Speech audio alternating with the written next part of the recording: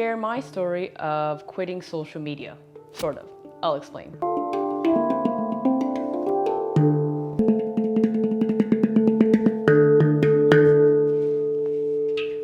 Nice! Sorry, buddies. You can sit there. All right, let's get a little bit closer. My mental health journey is something that I'm still on the path of discovering, and I might make a few other videos in this series about mental health, though I am not an expert, so take all this with a grain of salt. This is just a story time. This is just for me to share because I have seen many other people share their stories. I found that valuable. I've seen a lot of these videos online of I quit social media. It was a social experiment, which is fine, really cool. I actually did it because a series of events pushed me into quitting it for my mental health. COVID didn't help that at all. And I needed a change. I needed a drastic change. Why I quit? I realized I had so many unhealthy habits. I was on social media way too much, and I never thought I had too much of an issue, or I never really thought about it because I wasn't flooding my brain with all these Instagram models and all these influencers and stuff like that. It was all positive quotes, millennial therapists, rising woman, things like that, manifestations. And so I was like, oh, I don't really, it's all good, right? But then you realize that every time you wake up in the morning, you're reaching for your phone, you're spending 30 minutes rolling in bed on Instagram, kind of mindlessly. Even though it's all good stuff, you would still see sometimes random sponsored ads, and there's so much more of those now. When that's the first thing that you do in the morning and you haven't even had time to just collect your thoughts, think about what you dreamt about, if you can remember them, it's not a great way to start your day. All the news, all of the noise, it's gonna come anyway. So why begin your day like that? Give yourself at least an hour. Just get into the groove of things. Just wake up, make a cup of coffee, have a little self-care routine, stuff like that. And I started realizing I was reaching for my phone all the time. It never allowed me to have any dead time, any boredom, any dead space. I was in line at the grocery store, I had my phone out. Work from home now, but even when I wasn't working from home, I would just Instagram random stuff. I would just be on my phone way more than I probably should, way more than anybody should. It started to own me instead of me owning my phone as a tool. There are moments where you drive somewhere and you don't even realize that you were there, or you left your house, you didn't even realize if you locked your door. It just became a part of my daily routine, which is not necessarily a good thing. Granted, this is also during COVID where things peaked, and one of my emotional needs, which I've identified through some self-development coursework, is emotional connection. Now, during the peak of COVID and quarantine, I wasn't exactly getting that anywhere, and I was working from home, and I didn't realize how much of my social connections came from work and chatting with your coworkers. And when you lose that and you don't have any pets and you don't have any roommates, putting googly eyes on my Roomba didn't quite count. I mean, I still talk to her, but it's not the same because it's just not the same. I was trying to fill that need with Instagram, and it got to a point where it was kind of unhealthy. Yeah, I had people reach out to me. Yeah, I spoke to people, but it wasn't necessarily a fulfilling connection. Don't get me wrong, these tertiary connections, these weak links, whatever you call them, I forget the term for it, they're important too.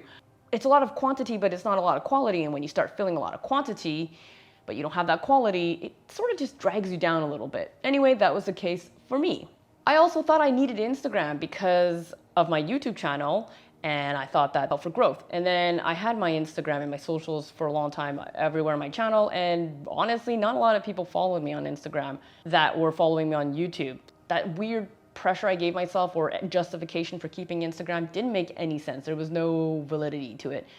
So I removed my socials, and honestly, nothing's changed. I don't really have an issue with Facebook. I don't use it that much other than to really sell items. I don't have TikTok, thankfully. So for me, quitting social media was really just Instagram in particular. So how did I quit? It was cold turkey. I quit on May 1st. Coincidentally, it was the beginning of the month. Didn't delete my account. I uninstalled it from my phone completely. Uninstalling it from the phone just made it that much more difficult to reach for it, to post, to go look. Sometimes I would find myself wanting to waste my time or wanting to, you're bored. There's some moments in your day and I couldn't because it wasn't there. I mean, yes, I can reinstall it, but it's just so annoying to do that. I don't want to have one of those apps that counts my hours. I don't want something that locks it. I just don't want it on my phone. For me, mentally knowing it wasn't there anymore made a massive difference. I did find myself randomly going to other apps. And I actually listened to a talk on digital minimalism where he was saying participants and stuff to quit social media and they would go into weather apps and refresh it periodically just because they needed something. And I did find myself mindlessly going to the place that I had Instagram on my phone and then realizing it wasn't there. I replaced that app with other apps that, like my affirmations or my podcast app instead. And it was ridiculous when I would find myself doing that. I would look at the phone and I wouldn't punish myself too much because there's just no point to that, but it made you realize how bad this stuff is. They designed that stuff to be very addictive, let me tell you. The pull to refresh, that mimics a slot machine. They have very smart people working on these things. It's not for nothing that these apps are worth billions or millions of dollars, whatever they're worth, like I don't even, lots of zeros after other big numbers. I also started realizing I was checking my YouTube so much more, which I never really paid attention to as much. Those stats and stuff, I wasn't. But at the same time, I was a little bit more focused on my YouTube growth. So I'm not sure which came first, the chicken or the egg. Either way, I was mindful of that. And then I had to replace that energy with other things. So there's 3 major things that I started in that time in the beginning of May all the way till now, May 30th. So it's been a full month. I started a morning self-care routine, which consisted of yoga, meditation. I also journal almost every single day, which is a great way to self-connect, which is not something that I ever really realized and put the 2 and 2 together. And I only did realize and put the 2 and 2 together after starting a self-development course that I've been looking at for a long time called the Personal Development School with Thais Gibson. It's based on cognitive-based theory, identifying something, then reframing it and being just aware. Just being aware and identifying and then willing to change makes such a difference in all of this. She gives a lot of tools and tips and it's a very, very big course. There's a lot in there. I had tried other times to do yoga, meditation, stuff like that, and I had done it periodically, but it never stuck. And this time it stuck because I didn't have that wasted time for Instagram in the morning, that 30 minutes when I wake up. But also, there was such a flip in my brain, a flip that I just needed to commit to myself. Instagram was just a great distraction to not do that. I also, in that time, started new therapy. I had done EMDR for the last year. It was more or less successful in clearing out some of my childhood traumas. But I'm now doing art therapy, which is, I've only done 2 sessions so far, has been very interesting and fruitful. So I'm really hoping that will do other things. I started being way more mindful, and not mindful in all the ways that I had done before, which was like, I'm being mindful and being present, breathe the air, feel the breeze on my face. Like, yeah, I'm here, I'm drinking this tea, this is great, but fully mindful. So now when I cook, I'm enjoying everything I'm doing. I'm fully present. I even will narrate to myself what I'm doing, which seems strange, but pulls me right into the activity I'm doing. And as I'm doing it, I'm very cognizant of, I'm nourishing my body. This is great. I have the ability to buy food. I'm very lucky. This food tastes great. This is gonna be an amazing recipe. Then when I eat it, like, oh my God, this is amazing. This pasta I made. And usually it is amazing. And it just puts you in a whole different mood. Well, this is like, okay, I'm starting to get into a whole other mental health thing, but anyway. This all ties in with better habits that I replaced compared to Instagram. So I'm not gonna lie, I went back on Instagram like 2 times. I installed it, didn't really browse, just posted something that I really wanted to post.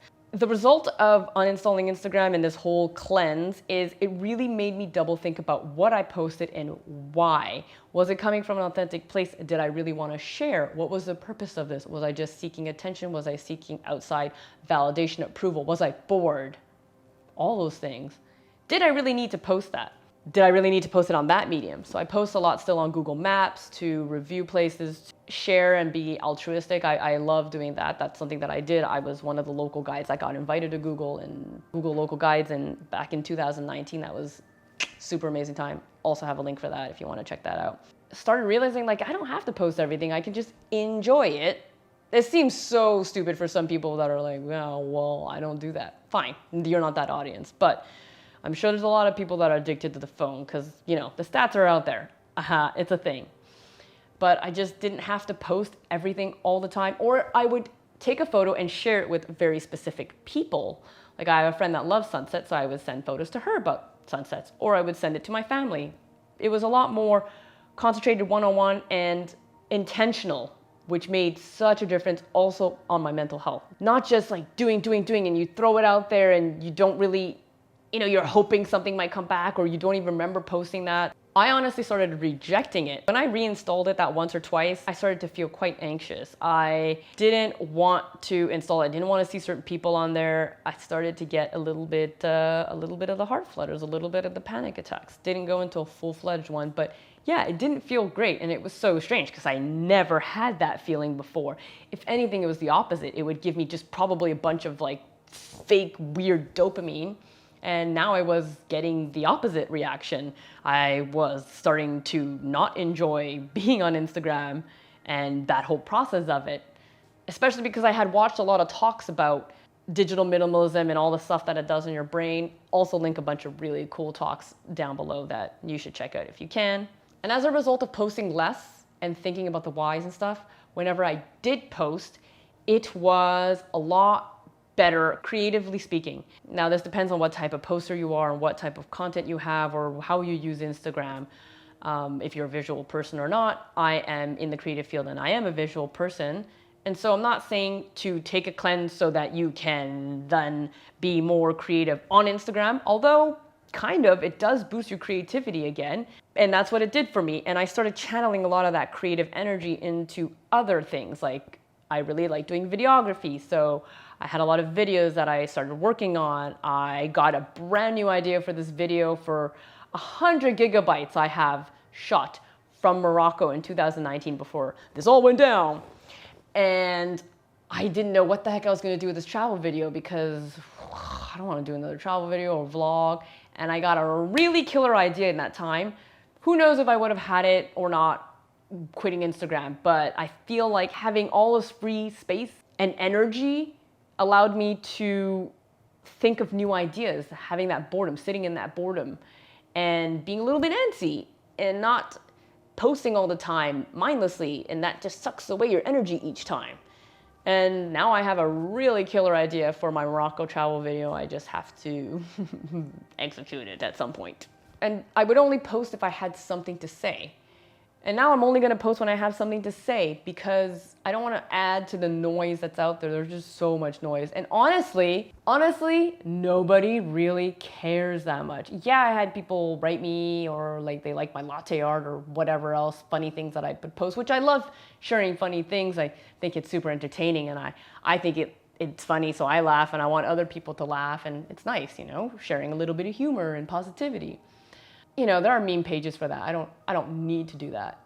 Not when it's at the detriment of my mental health. Before uninstalling Instagram, it's like, oh, are people gonna care? Are people gonna wonder where I am? Is it weird that I'm just gonna be going from posting all the time, several times a day, to just disappearing like that? You know what the thing is? Nobody cared. Which is kind of like sad, but then also like, who cares? Why do I care on Instagram? These people are not necessarily that important to me. Yeah, I have some pretty cool connections on there and some nice, like, good friends and stuff, but the good friends that you actually have will actually be present in your life and reach out and find a way to connect with you. It's not because you don't have Instagram that they won't keep up with your life and stuff.